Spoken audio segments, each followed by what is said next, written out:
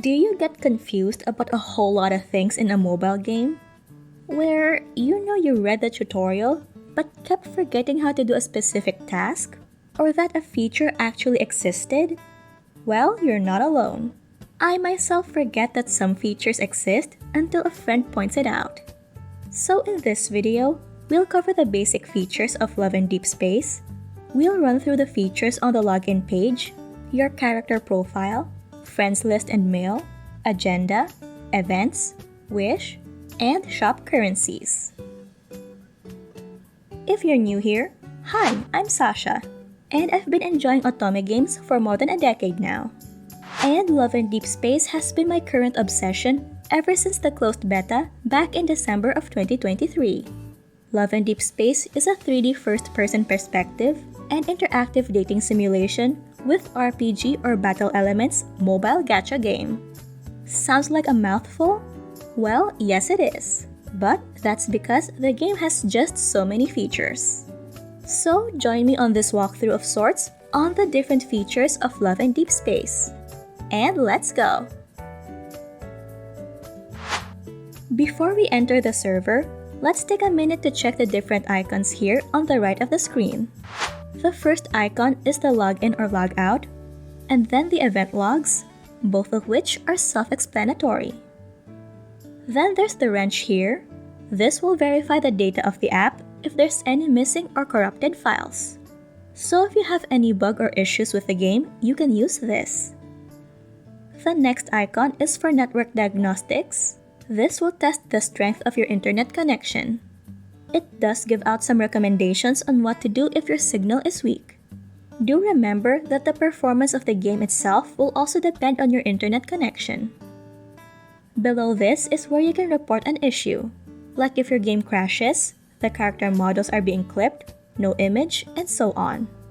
Reporting bugs will not only help developers resolve them faster, but will help make sure it doesn't happen in the future, hopefully. At the bottom is for image quality settings. If you find that your game lags or crashes, one of the things you can do to help lighten the load on your device is lowering the settings. And this is where you do it. Now, let's proceed by tapping Enter Game. This is the homepage or main screen. It can be a bit overwhelming, but that's what this walkthrough is for. We'll be going through the different features. We'll go through the upper left first, going lower as we go through the video. First up is your level and name. Tap it so you can see your character profile, where we can see your account details and configuration. The topmost is for a profile banner, which is only unlocked if you purchased the Aurum Pass. We'll be discussing its perks further later in the video. In the meantime, us free-to-play gamers would have to live with a default Unicorns Hunter banner. Then we have your profile pic that you can tap to change. Click Crop to select the photos you've saved as well as the plushies and Mia badges you've collected. There's also a frame option if you prefer to have it displayed. Frames can be unlocked from certain achievements and exchanged from shops and events. Right beside it is your name, which you can edit for one rename card. And this is where you can change your nickname. You can set the nickname per love interest, so they can call you different terms of endearment depending on their personality. And did you know? Some nicknames have special responses from the boys. Here are some of the examples. Are you here to check the kingdom's well-being, my queen? Then I'll have to show you what I'm truly capable of, so that Her Majesty's gaze will only linger on me. Then the small dots there are for badges. Achieve certain goals to unlock badges, then set it here for bragging rights. Below your name is your title. As you play the game, you will earn achievements that will reward you with titles. Tap on the question mark beside your Hunter level to see how to earn Hunter XP. Currently, completing the daily tasks is the only significant way to earn experience. Unfortunately, completing the main story combat stage for the first time only gives you a really small amount of experience. Below this is the edit character and edit voice, which are pretty self-explanatory. You would, however, need a pack or spend diamonds respectively to complete and apply those changes. Beside these are your affinity, hunter number, and date of birth. Your hunter number is your account number, and you can share this with your friends so that they can add you to their friends list. There's a special event when your birthday comes around, and it's definitely one of my favorites. You can edit your birthday using a birthday edit pass. Below these are your status, or any description you want your friends or would-be friends to know, as it will display on their friends list and our profile. You can also set your favorite memories and photos here. It's pretty straightforward as well. Only the memories you acquire and the photos you took will be available here. Then at the bottom of the screen is the Manage Resource, which is self-explanatory. This means that you can play the game with only the bare minimum if you so desire. Then the Spacepedia, and from the name itself is the game's encyclopedia. Do check it out if you're interested in the game's lore. The achievements can be seen here. Complete achievements to get achievement points and rewards. Collect a certain number of achievement points and you'll get more rewards. Then you can see your inventory here as well.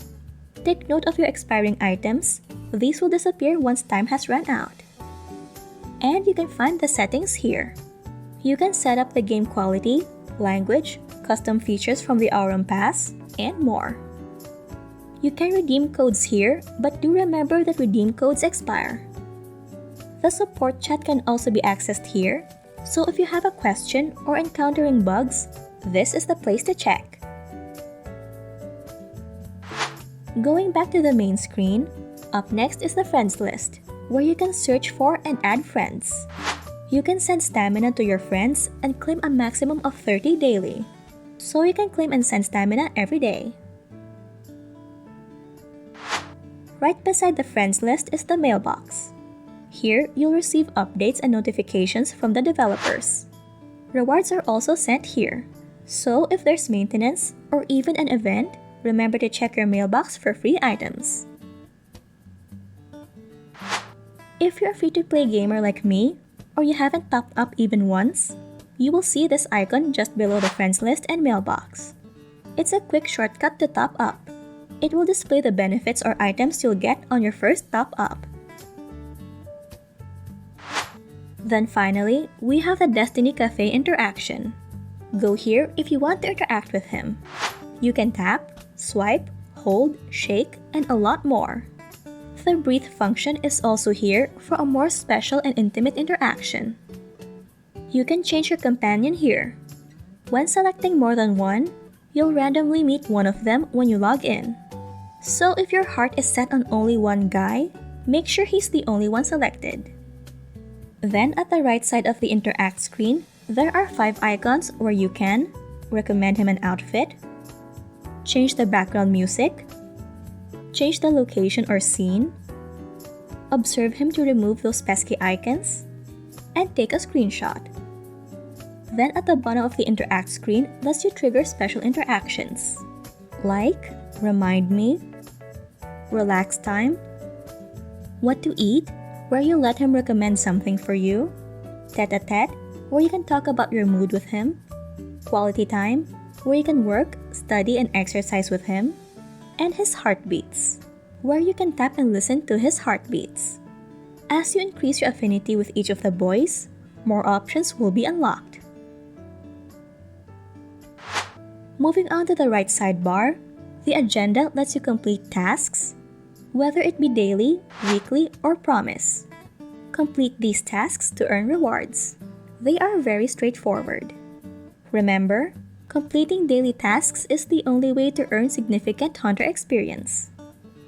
In the Promise tab, you can see something similar to a season pass from other MMO games. This is where you get rewards at each level, and you can increase those levels by obtaining promise marks from the daily, weekly, or promise tasks. You can opt to buy the secret promise or heartfelt vow to unlock more rewards. Then we have the check-in. Log in and claim your rewards in this section. As for the supply, you can go to the screen daily and claim 30 stamina during 10 AM to 2 PM server time and 60 stamina during 4 PM to 8 PM server time. If you're not familiar with your server time, This is also the screen where you can find it. It's here at the bottom. Now the events. Its content changes as with its nature of being limited. Ongoing events will be displayed here. Some events will have a separate section of their own, while some will have a banner that will redirect you to the specific feature of the game. So far, each limited event has different stories and minigames, so I hope you enjoy it as much as I do. We cover different events in this channel, so if you want to be looped in with the latest happenings, don't forget to subscribe. Moving on to the Wish. Now if you're new to gacha games, the Wish system works like a capsule toy machine where you spend wish items to get random memories from a banner. Available banners will be seen at the bottom of the screen. Usually, these are the limited and standard or permanent banners. We have a separate in-depth guide and strategy on how you can get those limited 5-star memories, alongside the ins and outs of the various options you see here, including the Galaxy Explorer, so do check it out after this video. Then we have the shop, and it can be very confusing when you're just starting out because there are a lot of currencies. First up is the Privileges tab. Here you can see the privileges you get when you buy an Aurum Pass. We've mentioned a few earlier in this video, but there are a lot more. If you are ever planning on spending some money on the game, the Aurum Pass will be my recommendation with the purple crystals, red diamonds, and stamina. Then in the Pack tab, we can see all the available bundles. If there are ongoing events, you will see their corresponding packs here. It can get a bit expensive, so if you're trying to save, just go for those with 80% and above savings only. You'll also get the free packs in this tab. There's one for weekly and another for daily. Claiming the daily pack is how you'll accomplish the buy at the shop daily task back in the agenda. In the selected tab, you'll find the aesthetic items the purple crystals can buy, which means real money because that's the only way you get those crystals. The daily has the outfits, the accessories has the accessories, combat has your combat outfits, and do take note that you can also use these for the photo studio. Items have consumable items along with poses and other miscellaneous items. For some of the items, you can use red diamonds here. The top-up tab is where you can purchase purple crystals. It also shows here that in your first top-up of a specific amount, you get the same amount of red diamonds as a one-time bonus. Remember to enjoy the game, but don't get addicted. Then in the exchange tab, this is where all the other currencies come into play. We can usually see here the event shop if there's an ongoing event. The currency used is a specific limited event token that you can only obtain as you participate in the event. The game usually gives you a lot of time to buy everything available, but if you find that you're short on time, try to get the limited memories, accessories, and BGMs first. In the Wishing Well, you can exchange Stardust for 5-star and 4-star memories. There is an Empyrean Wish, but I don't recommend using your Stardust on it. In any Wish banner, you will get 1 Stardust for each pull or wish. The 5-star memories that have the rotation tags change monthly for each love interest. In the Chocolate Shop, you can exchange for Empyrean Wishes, gold, magnets, outfits, poses, photo items, and much more. This is where we can obtain items for the photo studio. You can get chocolates from Playtime Claw Machine and Kitty Cards with a max weekly gain of 2,400. In the Lunar Shop, you can exchange lunar emblems earned by ranking up 5-star lunar slot memories for outfits, poses, titles, accessories, and other collectibles to enhance your in-game experience. Just a reminder that to rank up a 5-star means getting a duplicate of the same 5-star memory. Then the Heart Sand Shop is where you can exchange memory heart sand for Empyrean Wishes, upgrade materials, and gold. You can get memory heart sands from pulls. When you pull duplicates of the same memory, you can rank up the memory to get higher stats. And once you've fully ranked up the memory, if you obtain another duplicate of that same memory, it will be converted into a number of memory heart sands. And as for the gold currency, well, you don't actually spend it in the shops. You use gold to ascend and awaken your memories and enhance protocors. If you're not familiar with those words, it does get a bit technical to explain. So, we have a separate video explaining the battle system that you can check out later. Moving on to the With Him feature, here you can see your affinity with him. Tap on his image and you will see the various rewards you unlock when you reach certain levels. The memo shows various tasks that you can do to increase his affinity.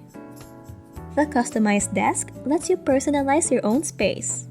Decorations can be unlocked as you increase his affinity, play games with him, participate in events with him, and more. In the collections, you'll find the plushies and Mia badges you've collected in playtime, as well as all the memories you've acquired. Your favorite voiced lines can also be found here. In the About Him, you'll see various details about him. And I like that as you go through the game, listen to his secret times and tender moments, or experience his interactive stories, this will get updated as you learn more about him. Then the Love Timeline. This will also get updated as you experience more things with him, from main stories to playtime and events. It will be recorded here. It's a fun page to go down that memory lane. Up next is the mobile phone, and I think it's another great form of immersion. Here you can see his messages. From time to time, the game will release new content with new messages. Try your best to explore the game, and sometimes you can trigger new messages. If a task requires you to chat with him or send him a text message, sending a simple emoji will complete the task. Then, this is where you can see his calls, both voice and video. Calls are usually unlocked as you increase your affinity with him. This is where you can see their posts. And similar to messages, different actions can trigger posts. You can also post here if you ever trigger certain conditions in the game. At the bottom is the public accounts.